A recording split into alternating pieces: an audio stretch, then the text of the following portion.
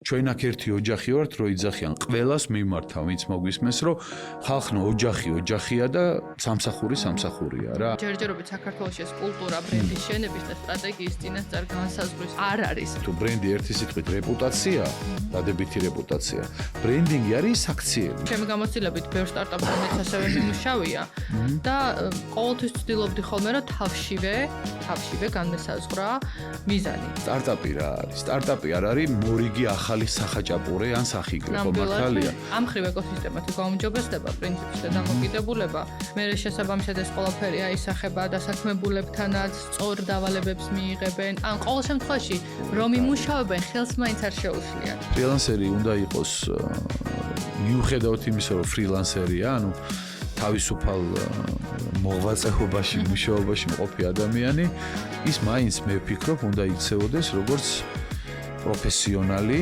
გატრენდდება ერთი ფრილანსერი, ერთი პროფესიონალი და მე ყველა აიტაცებს და კოპირება მიმდინარეობს. ამასობაში მიმდინარეობს კოპირება. ვერ იქნება აცდენელი კომპანიის შიდა კულტურასთან, თუ ეს ადამიანი მოძიებულია კომპანიის ვინაობიდან გამომდინარე. პატარაა ბაზარი და დიდიაც თუნება, რომ ხო, კაი, ეხა ბურგერსაც გავარეკლამებ თქვათ და ჩიპსებსაც და მერე ბროკოლისაც რა, ხო ხდება. ბრენდმა დაუშვა უდიდესი შეცდომა. ანუ ამ ინფლუენსერ მარკეტინგის მცდელობამდე.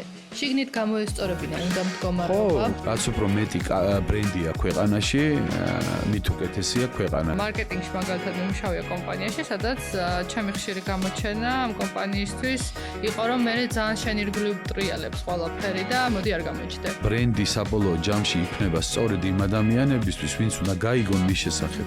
უნდა გასინჯონ, მერე უნდა დაბრუნდნენ და იყვნენ მისი ერთგული მომხმარებლები.